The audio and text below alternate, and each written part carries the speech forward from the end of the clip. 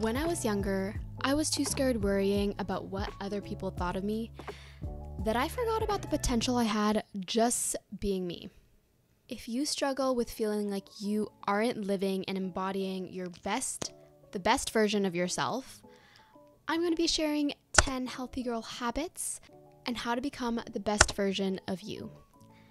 I'm Genevieve, and if you do find this video helpful or you want to see more videos like this, make sure to subscribe to my channel down below. The first healthy girl habit I want to go into is daily journaling and affirmations. I personally love reading affirmations on Pinterest and writing them down and just seeing which ones actually really resonate with me. Here are some of my favorites. I love my life and my life loves me. This one is actually from Lior Alexandra. She's a YouTuber here, and I got this affirmation from one of her videos that I watched on her channel. Another one is I attract abundance and prosperity. Doors are always opening for me. I'm a money magnet, and I release anything that no longer serves me.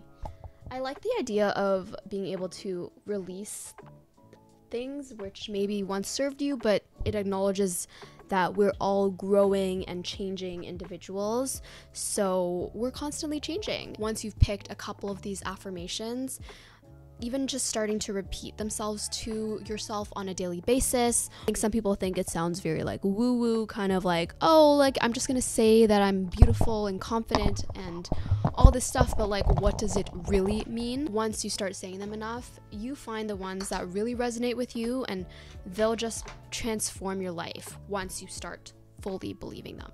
It's one thing to say one affirmation once and not believe it, and another thing to say it 1,000 times and actually embody it.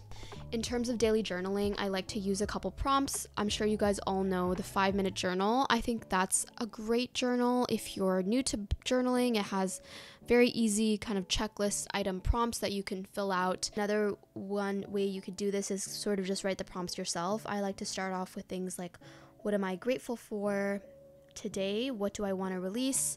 And what am I working on? So what are my intentions for the week, for the day? The next one I want to get into is waking up early and having that morning routine in the morning to shape your day.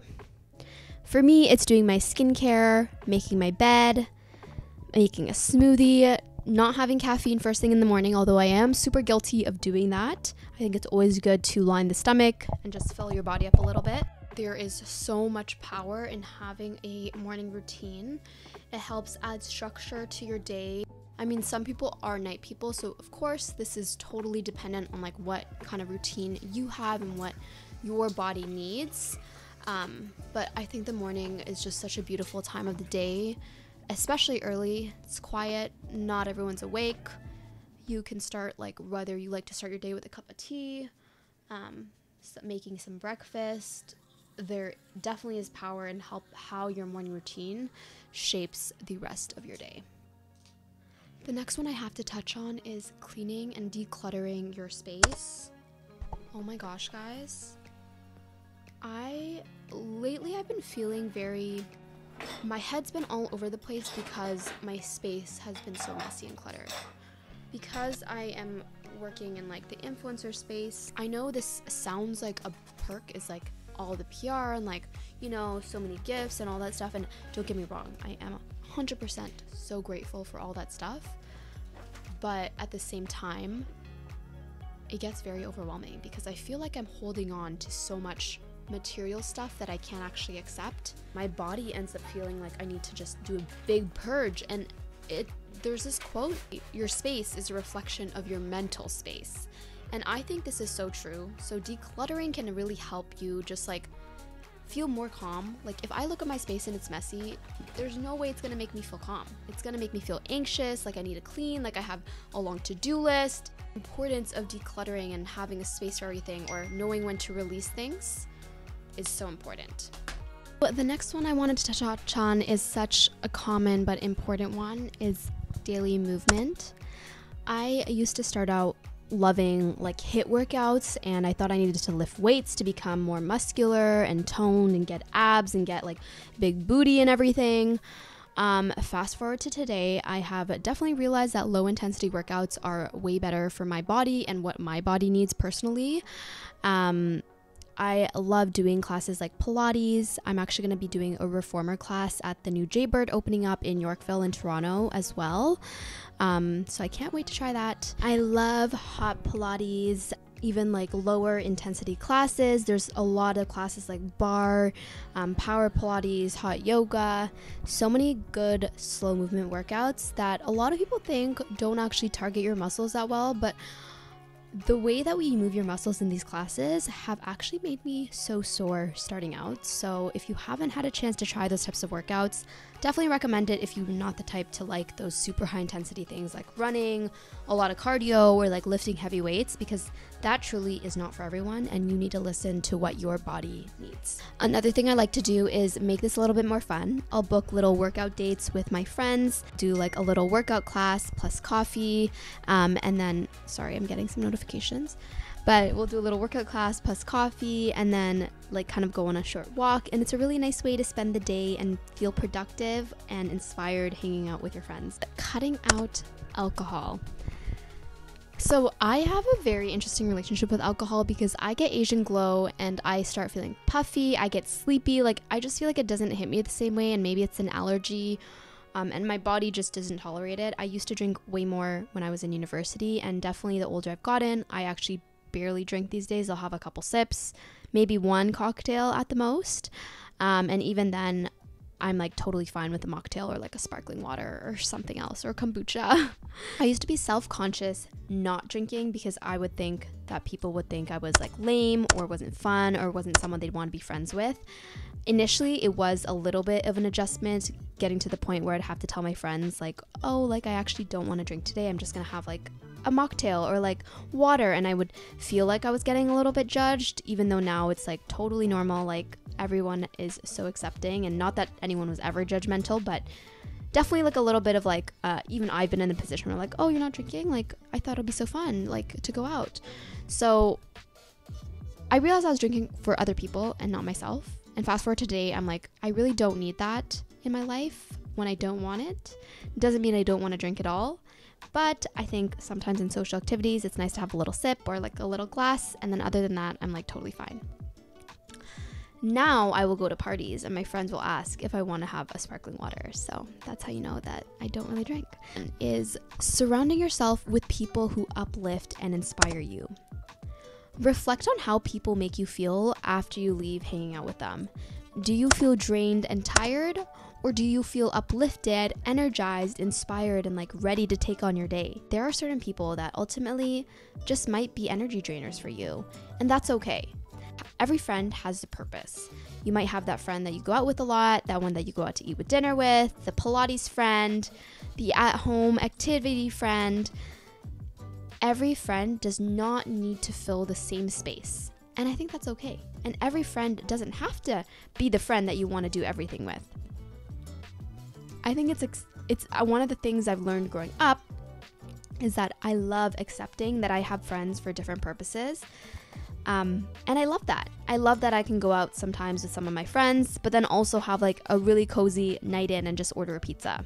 Having a balance of both and recognizing who you want to fill your energy and who you want to fill your space with can be so energizing in like just making your life quality so much better. Be kind to yourself and take the time to rest and stop feeling bad about it. Listen to your body cues. If you feel tired, maybe it's a sign that you should sleep or not go to the gym today. Or maybe cancel those plans. Like, don't be scared of missing that gym day, because if your body is telling you you need to rest, that is so important in the long run to listen and trust how you feel. This also goes to say that how you speak to yourself truly matters. Negative self-talk affects you in so many more ways than you even realize.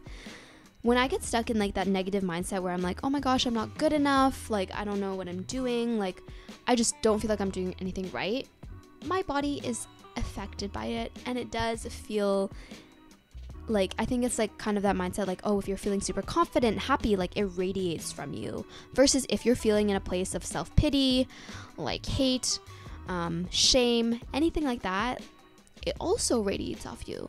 It's not to say you shouldn't feel these emotions, because feeling your emotions is so natural, but I think it's changing the way that you talk to yourself. So being like, instead of being like, I don't know why you feel this way, or I don't know why you think you're so ugly, or like, I don't know why you feel like this, like, why can't you just be more like this? Be like, you know what? Like, I accept that you're feeling this way, but I am beautiful, or I am successful, and the work that I'm putting in now will pay off later. So it's kind of changing the way that you are talking and speaking to your own body. Number 8, be compassionate and realize that not everyone is out there to get you. Stop taking everything personally. I think sometimes when we're young, we can get into this mindset that like this person's actions was directly calculated in order to affect me in this kind of way. And I think it's very like high school drama of us to think that way, but I'm very guilty of it. I've ran into situations like that, like feeling left out from groups of friends, like all of this stuff. At the end of the day though, if you're happy with you, none of these external factors will matter. If someone is judging you even for a moment, they're probably judging you for like a few seconds. And then after that, they're going to move on and forget about it and think about their own life, or judge someone else. The point of the story is, I think, having compassion and being understanding of people's actions and making sure that, you're not letting someone's actions feel like they're personally attacking you, because you are confident in what you have to give and you are confident in who you are, and you don't need this person's validation or, acceptance to feel that way about yourself. I truly think that reflecting inwards and taking the time to be compassionate and understanding, even if someone has wronged you, this is my mindset of life. Obviously, I get mad and angry at people too, but taking the time to be compassionate and understanding just allows more good energy to come into your life, whether it's from that person or another one. Or, I think there's this idea of you giving with an expectation of it being returned. But sometimes we don't think about giving with the expectation of it being returned from some other aspect or someone else in our lives. It doesn't necessarily have to be a two-way streak between me and this person specifically. I think, this is my view personally, I just think sometimes doing a good deed is a good deed without expecting anything in return. So treating everyone with compassion and understanding, I think, can really help you embody that healthy girl mindset and lifestyle and elevate you to become that best version of yourself. I made myself some coffee and I'm loving it. Number 9 is to celebrate the small wins. Just because you didn't reach that huge goal of yours does not mean you did not make any progress. I think this year I set a goal for myself to reach 50K on Instagram, and I'm currently at 28K, but that's okay. It's still a big win because I ended off last year at 20K, and I created a lot of content, got a lot of opportunities that I would never have dreamed of.